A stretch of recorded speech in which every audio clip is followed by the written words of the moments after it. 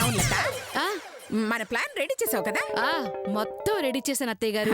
మీరే చూస్తారుగా. ఆ బసంతి స్టేజ్ మీదకి వెళ్ళగానే ముళ్ళు కాళ్ళకి గుచ్చుకోవడం, అది డాన్స్ చేయలేక కింద పడిపోవడం కన్ఫర్మ్. అయ్యో అయ్యో, నువ్వు సూపర్ లత.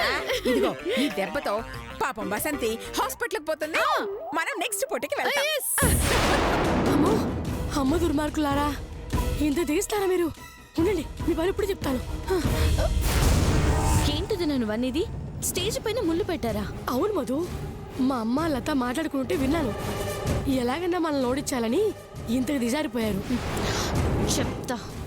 వాళ్ళు పెట్టిన ముళ్ళు బయట పెట్టి అందరి ముందు గొడ్డు పెట్టిస్తాను. పదవుదిన పదమా చెప్దాం. పద.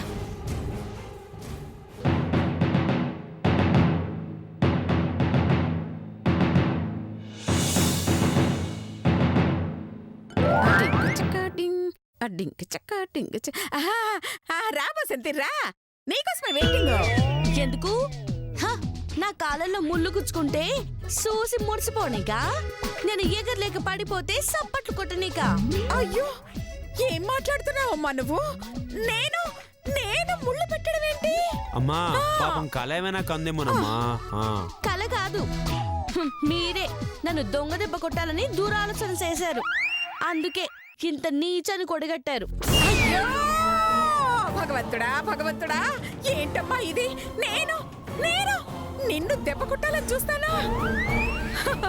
ఏది నా కళ్ళలోకి చూసి చెప్పమ్మా. నీ కళ్ళు కాదు, నీ పని చూసుకోలే చెప్తాను. నువ్వే దాని కింద ముళ్ళు పెట్టావు. చిచి చిచి చి, క్షమించు స్వామి, ఈ నిందలు నేను వినలేను. నా మీద నింద పడ్డాక, నా నిజాయితీని అవమానించాక నేను డాన్స్ చేస్తే వేస్ట్ వేస్ట్ వేస్ట్. ఈ పొట్టి నాకొద్దు, ఈ పొట్టి నాకొద్దు, ఈ పొట్టి నాకొద్దు. అయ్యో అయ్యో అమ్మా, అయ్యో. నేనొప్ప పోటీ ఎట్టాలో వద్దా చెప్పాల్సింది నేను. మీరెవరు? అమ్మ బసంతి, ఏంటి గొడవ? ఈ అనసూయ నన్ను ఓడిపోవాలని ఆ బట్ట కింద ముళ్ళులెట్టింది ప్రకాశ్ రాజన్న. అయ్యో అయ్యో, నిజమండి, నేను పెట్టలేదు. అయ్యో నేను పెట్టలేదు. పెట్టలేదో పుంజలేదో నేను తేలుస్తాను, రా చూస్తాను.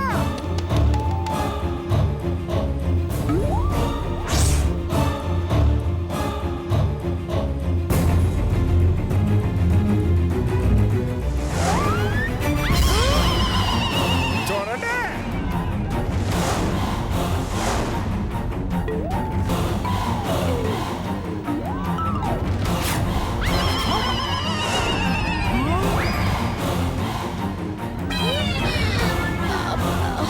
ఏదో చేసింది.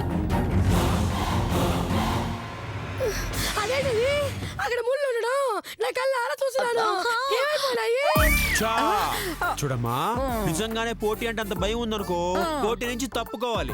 అంతేగాని మా అమ్మ మీద నిందలేయకూడదు. చూడు మా అమ్మ ఎంత బాధపడుతుందో. పోనీలే నాన్న, పండ్లున్న చెట్టుకేరా రాళ్ళు దెబ్బలు. మనలాంటి నిజాయితీ పరులకే నిందలు అవమానాలు. ఏదో పాపం మనల్ని అల్లరి పాలు చెయ్యాలని ప్రయత్నించుంటుందిరా.